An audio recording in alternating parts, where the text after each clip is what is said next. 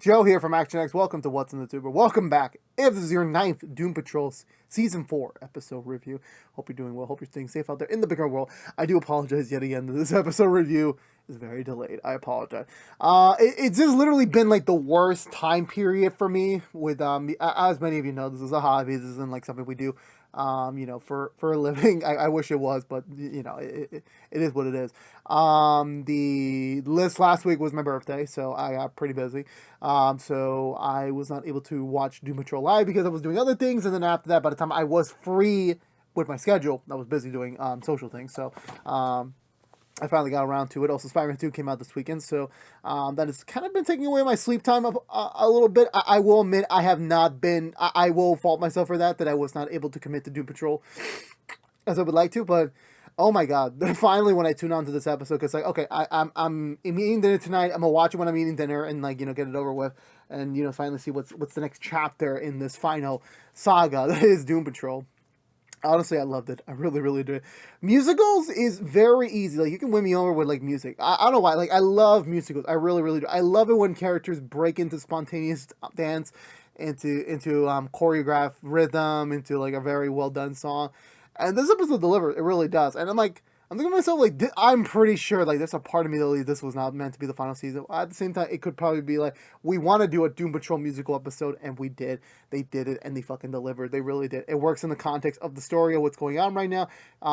It doesn't even feel like a filler, mind you. It just feels like the characters kind of like, not only is this servicing their season 4 storyline, this is also servicing their overall storylines of, like, they've been doing this shit for, like decades.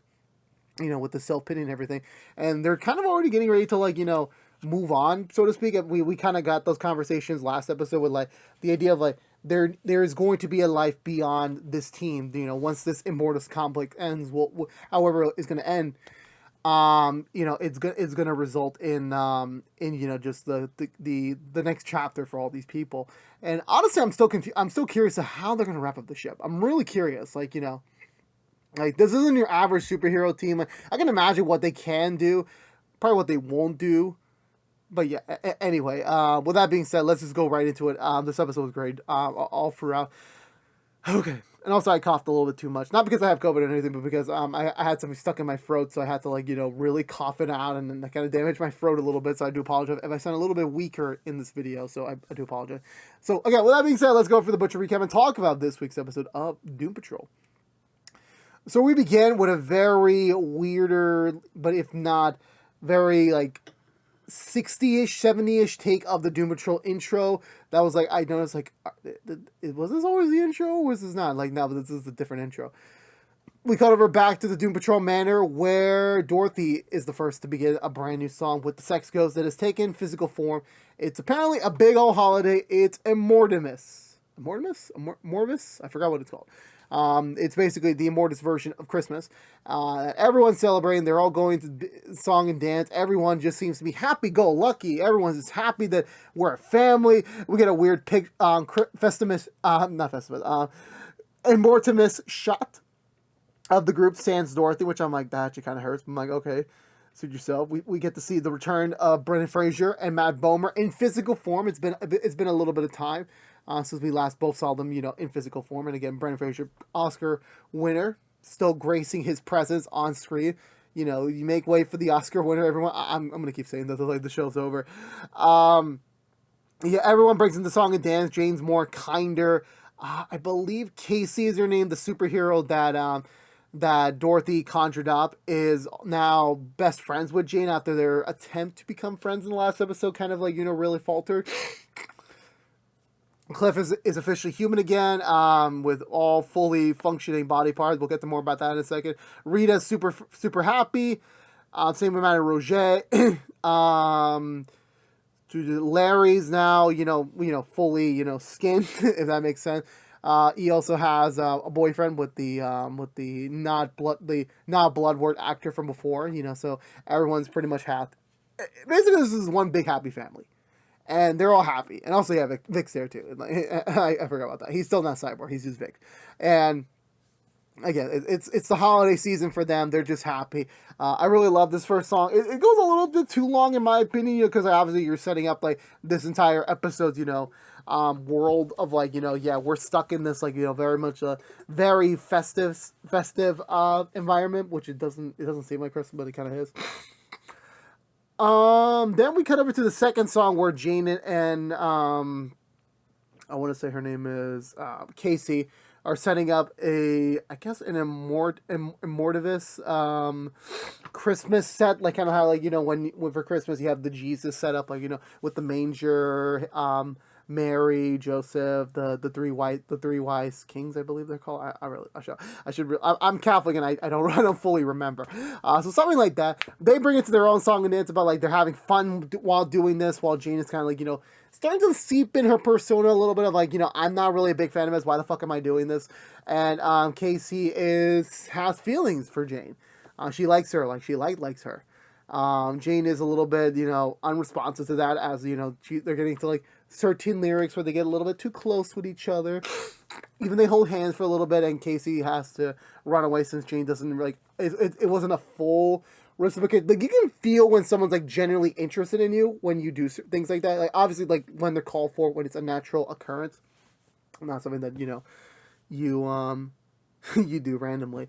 But yeah, so that ends that. I believe we just get a scene where we have Rita and Roger are singing a song about that they're best friends and they're a team and like they're the team to beat and they'll never ever be apart again. And then as soon as the song's over, and manager is like, we're in a fucking simulation, or not a simulation. We're in a fantasy world created by Immortus in order to prevent us from like trying to like ruin her thunder. And she was the first one like, ah shit. And now this is why she's the team leader, because she knows when something's bullshit. She knows when to call it. Vic and Dorothy are looking at the gingerbread model that Dorothy made, which I'm like, this is fucking impressive. This is a fucking impressive gingerbread model. Because I tried to make a gingerbread house one time when I was a kid.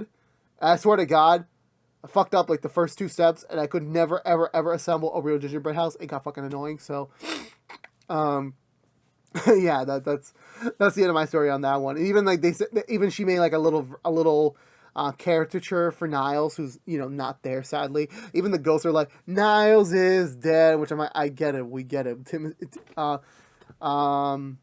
Dalton cannot be afforded his presence here. He cannot be afforded. I think that's all the minor social stuff until Roger calls a team meeting, which everyone's confused, like, we're not a team, we're just a family. And Roger's like, oh yeah, I forgot. So y'all are, blind. Oh no, so she talks to Larry first. Because she's so confused. No, oh no, I'm missing some beats. So Cliff has this, fetish of jerking off to Immortus' human form. And when Roger catches him in the act, she notices like there's a brief split second of like real Larry with the bandages and everything. And she's like, "Oh shit! These tapes of Immortus are just being overcopied. Just the Niles confessional tapes that they used to do back in season 1." But she's like, "Okay, well, like everyone's happy. Like, do I really want to destroy the happiness?" She's like, "Yeah, I gotta destroy the happiness." Starting with Larry, because Matt Bomer, such a great actor. Obviously, hidden behind all those bandages. Again, he's just a voice actor in this show. He just shows up occasionally for like these sort of scenes. And the way like Mergen's gonna tell him like, yeah, this is all fake. This is not real. And at first he's like, no, of course it's real. And then he's like, ah, shit. So he puts back on the bandages again. And then we get to like the team meeting scene where Roger's trying to break to everyone the news that, like, yeah, we're all in this fake fantasy world. Like, Immortus is not real. It's not a real holiday. She just put us in here just to fuck with us. Everyone just laughs at the idea, especially when Larry shows up in his normal gear with the bandages. Because no one's just, like, is taking them seriously. But when another choice, he's like, okay, fine, we're going to dissipate some of the group to, like, make it more easier to convince them. Just leaving Jane, Cliff, and Vic behind, and they show them their tapes. Well, Jane and Cliff's tapes of just their interviews, and eventually it clicks to them, like they remember their old lives, but they also have like the new lives, and they're just like, and they're both kind of torn. Like Jane is like, I want to get the fuck out of here, of course, and Cliff's like, well, wait a minute, hold on, like we're happy here. We're a family. I got my body. So let's go some victories. Like, we just stay here. And Vic's like, again, like, just not believing them. Even when Roger tells him the part, like, yeah, you're a cyborg. You're an android metahuman. And again, this is something like, oh, okay. Okay, that makes total sense. And again, like, it begins as like minor civil war where like half the group kind of just wants to stay in this fantasy world and the other half kind of just wants to leave and get the fuck out of here. And then they start dissipating to like, tell the others. Jane tells Casey about it, and but Casey was more focused about, okay, yeah, that's fine, it's just, okay, whatever. I guess it's just part of my character by this point. Like, I have to jump into another reality, and like that's just kind of how my life is. But like, what about us? Are we good? Like, like, I can sense like you weren't really reciprocating the hand holding here. And then Jane tells her, like, look, you know what? We are good. We're good. But I just discovered I have 63 other personas in my body. So I kind of need some time for myself right now, which I'm like, damn. They somehow made the Doom Patrol mix in with like, a classic rejection line and just merge them to the one. It's beautiful. I love it. And I do feel bad for Casey. I really, really do. I feel for that. I feel for her. I really do. Larry is, again, being the first one to like accept this sort of news. Is kind of like just raised like, oh shit, I got my boyfriend coming through, which is not Blood Work, which I believe his name is 104, which I'm like, that's kind of a weird name for the character, but I'm like, it is what it is. Again, he's stuck in the fantasy world. I'm like, yeah, no, we're together. I'm gonna meet your family for the first time. Like, this is gonna be great. And Larry's like, no, like, you are just an experiment. We are kind of together, but like, this isn't how I pictured it. And then eventually he gets his memory back. But like, again, it's a simple thing. Like, he gets his memory back, but at the same time, it's like, well, we're here. Like, we can actually pursue being a couple here. Like, you have your full body. I can sustain my incorporeal form without worriness about just anything that could happen to me. Like, we can actually have a legit relationship here. And as much as Larry would love to have that, he doesn't want to have it here, where Immortus is in control. He wants to find some other way that puts them in control, which I'm like, dude, have you not seen the last, 3 seasons of your show? Nothing ever goes your way. Nothing. Just accept the victory and move on. But they even break to us a dance and song number. And I'm actually pretty impressed with the choreography here. Like, just the two of them, and then we get to the flashy, big pageantry of, like, dancers behind them. I got Drew T. Behind them. And I'm just like, they really went all out for this musical episode, and I really appreciate that, completely. So, I believe after that point, I want to say we get to, we covered the cyborg telling Dorothy the news, and someone mentioned of like, Dorothy kind of understands, but at the same time, like, well, we're a family. This is the first time we've all been in the same place together in ever. Which I'm like, well, to correct myself, Dorothy, you left the group in season 3, and you didn't come back there. You just went straight to Danny. This is the first time you're coming back, so don't blame them for not wanting to be a family. You left them. And I'm like, you know what, again, that was for a different reason at a different time when, DC TV could, like, just expand, and we'll just do our own thing. Obviously that was a different era, mind you. So she leaves, and then Cyborg's just, like, also thinking to himself, like, do I want to leave as well? Like, I could, like, explore my own identity here, explore my own life with, like, having no baggage of, like, Cyborg, no supervillains to fight. He gets his own solo number, and I honestly believe Vic just wants to sing. He's trying to sing, but every character keeps interrupting him. Roger interrupts him, like, first, and he's like, oh, okay, well, I'm just letting you know that, once you're done with your song and dance number, you kind of have to, we're going to form an exit plan to get out of here. He's like, okay, sure, just let me finish my number. And he's trying to continue his number in a new set, and then Cliff comes in, peeing his freaking, dick out, because, like, he's just like, look, if just in case this world ends because of you fuckers, I at least want to enjoy the win of my dick for the first time in a long time, which I'm like, I love you, Cliff. I really, really do. But I swear to God, like, these sort of lines make me love you and loathe you at the same time. Because, like, this is disgusting, but at the same time, it's freaking funny. And I love it. I always love his line delivery. So, Vic again goes to a new area, resumes his song, and then Larry just like, you okay? He's like, well, not really. I'm kind of going through some stuff. And Larry's like, Okay, so yeah. And Vic's like, I'm done. I'm not even going to bother trying to sing anymore. So Roger shows Rita her clip. And again, like, Rita remembers everything, but it is the same figure. Like, Rita is okay with staying here because she's finally in a realm where, like, she's not identified as a monster. Because, like, again, like, at the tail in the last episode, she was finally being accepted as, like, a superhero.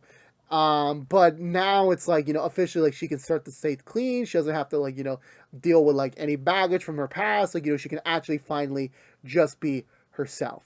And again, all her pent-up aggression towards Roger just returns, and she's like, yeah, you're the monster, not me. And I'm like, damn. I don't believe... Oh, we have a pivotal scene between Cliff, who, again, like, is, trying to figure out himself, like, should I stay or should I go? So he calls up his daughter, who also has Rory on the other lines, and again, he just wants to be with them so bad, just to have that family aspect between them. And again, like, it's just so perfect because, like, he's like, he does the phone call. It's kind of short lived because, like, he doesn't really know what to say or do. And that's when, once he hangs up, he starts considering, like, yeah, I should stay here. I should, like, explore this new world of mine. And then, like, his robot man outfit comes back, and, like, he's the human form is there, and the robot man is a completely separate being. They break into song and dance where, like, he just, like, I love this song so much. And even the Robot Man's like, look, legit, one of the reasons why you want to stay here so you can masturbate. And Cliff doesn't deny. He's just like, yeah, like, of course, like, the man hasn't been able to touch himself, like, fully in 20 years. Obviously, there's been moments, like, throughout this show where, like, he's able to regain physical form briefly. But besides that, like, he's just mainly been Robot Man. He's just been in a robot suit. So, those opportunities come few and far between. Then the doorbell rings, and Mortis has finally arrived, and the group is half split. 5 of them wants to stay, and the other half want to go. But however, considering the fact that the freaking destroyer of all beings is right in front of their door, they kind of have to just keep up the charade just a little bit longer, just so maybe they have a chance to get away from here. And Mortis shows up, immediately is just, like, dumbfounded that, Larry's back in his full bandage gear, and he's like, you know what, okay, fine, well, let's have dinner, let's enjoy my day, with fun times. So they go to the dinner table. For some reason, her favorite food is ham, which I'm like, I never got into ham, like, in terms of, like, the big slab of ham, like, you cook it in the oven, you put the glaze on it. Like, I've honestly never been a big fan of that. I've tried making that several times. I just never, maybe it's me being a dumbass. I'm not a chef in the kitchen, but, like, just in general, like, I can't really do it right, if that makes sense. And I'm not really a big fan of it personally. I'll stick with turkey or pork any day of the week. Then she decides, to stroke her, her all God powerful presence. She decides to, like, have everyone on the table, like, what are you thankful for that includes me? Larry goes up first, and, he tries to half-ass it a little bit, and then, of course, Larry realizes that, oh, you still want me to praise you, too. Like, not just what I've been blessed with in my personal life. I was going to find a way to, like, include you in it, and he tries. He immediately angers her when he briefly says her, her human form name. Roger goes up next, but, Roger also breaks the bull and, like, admits to her, like, yeah, this is all fucking scheme and everything. Insulting her, really. And Mortis gets mad at her. She starts, like, force choking her. Everyone's just kind of dumbfounded, trying to, like, excuse her. Like, hey, don't worry, you're still good. You're the MVP here. You're still the star of the show, baby. Don't worry about that. Don't worry what the I forgot what her ethnicity. I think she's British. I think she's also Scottish. She was in Doctor Who. I'm reviewing Doctor Who on the side, and I know she was on the show. So I was just, like, thinking to myself, like, what is the purpose here? What is that? Yeah, so eventually, one by one, everyone just starts settling in. Even, like, Rita chimes in with, like, a very powerful statement, which, again, is mostly what she feels about the actual human character, not really Mortis herself, but, she just has all this pent-up aggression that's, like, really raring to get out. And then even after that, everyone starts chiming in. Cliff is just trying to, like, you know what? They don't represent us. You know, they don't speak for the group. You know, all I can say is that we are still very much Team Immortus. Keep us here. And then once, like, you know, everyone just, like, one by one, and Cliff's like, oh, God, kill me. Eventually, the jig is up, and Mortis realizes that everyone wants to leave.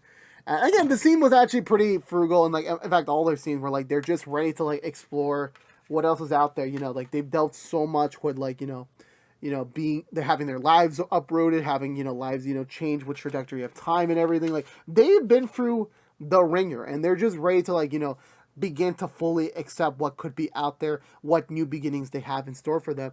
And the only way they can get out of this is to get the fuck out of this freaking land. And eventually Mortis just has enough of it, and she just, like, starts getting into, like, a freaking hissy fit. She's like a baby. Well, like, she gets mad, she starts screaming, and she's like, okay, fine.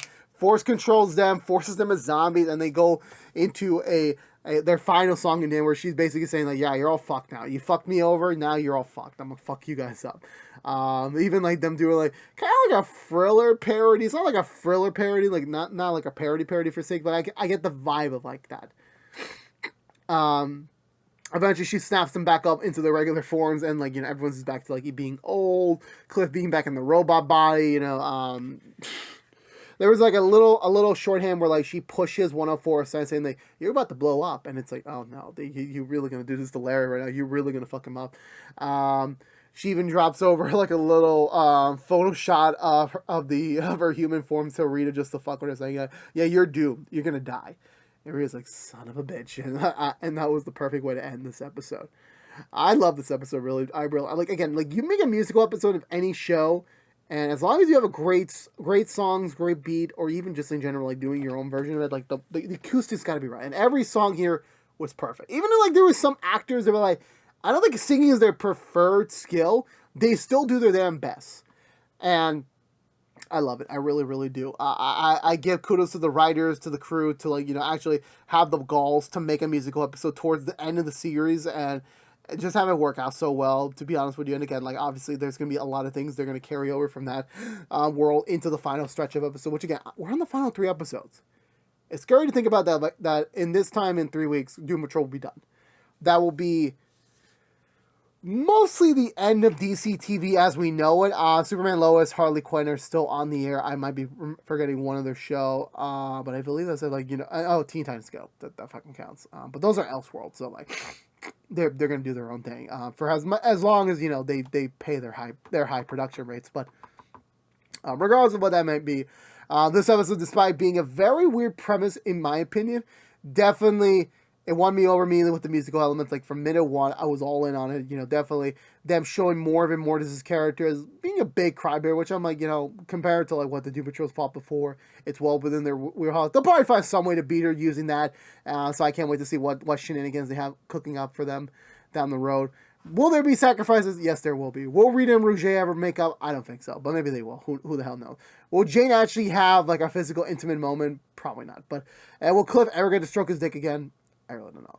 But, you know, this episode, they give us those questions. We'll probably never get answers to them, but, like, in the sense of, like, you know, we had fun. This was just a fun, like, pseudo-ish filler episode that's still explored for the larger plot, and I can't wait to see what's next, you know, next time when we do come back to life. Okay, how do we stop Immortus? So with that being said, I'm giving this episode 2 thumbs up. Let me know in the comments below what you think of this week's episode of Doom Patrol. I would love to hear your comments down below, as always, but I believe that's going to do it for me today, everyone. So if you're unaware, this has been What's the 2 from ActionX, reviewing every episode in the final season of Doom Patrol. If you want to know what we're doing over What's the 2, besides our Doom Patrol episode reviews, currently right now, we're just doing Doom Patrol till the end of the series, which will be in a few weeks. So once that's over, we'll go into our Season 4 review, non-spoiler edition, and that will be a wrap on Doom Patrol here for the channel. In terms of, like, a new, consistent basis. But again, thank you so much for watching. Please subscribe if you haven't yet. Like, favorite, share if you want to. Ring the bell and follow us on social media. But until we see each other again, for all you members of the Fan Patrol out there, thank you so much for watching. But until we see each other again, stay safe out there and be good to each other. And as always, peace out.